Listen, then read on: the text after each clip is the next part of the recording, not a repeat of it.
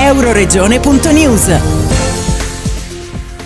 Tabù, il tema del Mittelfest numero 34 e il Mittelyoung numero 5. Siamo veramente liberi di muoverci oltre le gabbie dei nostri pensieri, delle tradizioni, delle norme acquisite e taciute prima ancora di essere scritte e che condizionano il nostro modo di stare al mondo? Queste domande sono la base del tema Tabù, che dà il titolo alla 34esima edizione di Mittelfest, presentata a Udine nella sede della Fondazione Friuli dal direttore artistico Giacomo Pedini insieme al sindaco di Cividale Daniela Bernardi, alla presidente del festival Cristina Mattiussi e dal vicegovernatore del Friuli Venezia Giulia Mario Anzil nella sua veste di assessore alla cultura. Per Giacomo Pedini, nel tracciare il solco per l'elaborazione artistica del tema attraverso teatro, musica, danza e circo, i tabù segnano il confine tra ciò che è sacro e ciò che è proibito. E lo spostamento, anche traumatico, di questo confine ci viene da quello che oggi l'Europa sta vivendo e sottolinea l'urgenza di trattare questo tema.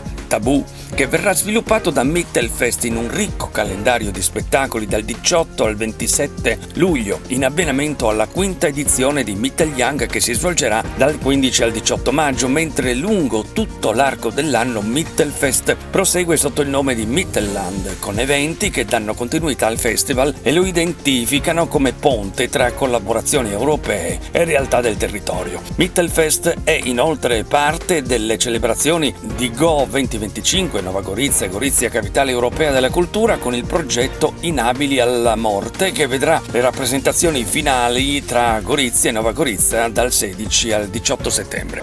Ma allora, la cosa affascinante dei tabù è che i tabù sono mobili, nel senso che non sono fissi. Intanto la cosa che a me incuriosiva è il concetto di tabù per l'appunto come dimensione della legge non scritta, cioè di quello che lega e separa gli uomini, perché dà la misura del campo del sacro e del campo del proibito. E qual è il campo del sacro e qual è il campo del proibito adesso, e qual è in un mondo che in questo periodo sta avendo un trauma di mutamento molto forte. Quindi per me il tema del tabù è interessante da esplorare e da raccontare per misurarsi proprio con questo. L'uomo può vivere senza le proprie gabbie? Dubito che sia possibile. Ma sapere quali sono, come funzionano, come si muovono può essere, come dire, un aiuto importante nel condurre una vita armoniosa con i nostri simili.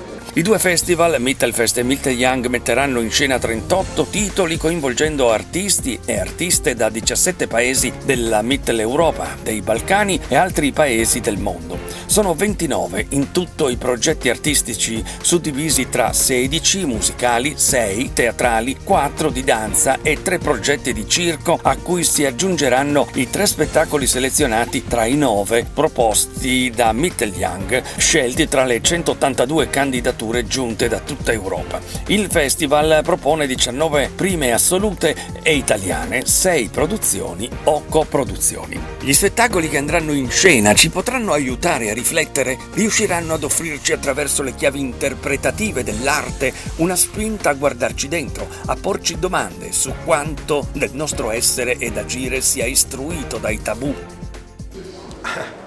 Allora, questo non saprei dirlo, intanto perché non è un esercizio scolastico, è un campo di possibilità.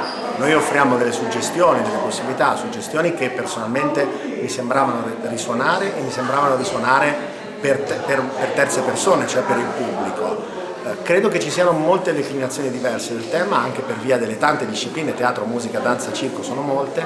Sta agli spettatori deciderlo tra il 18 e il 27 luglio e prima tra il 15 e il 18 maggio.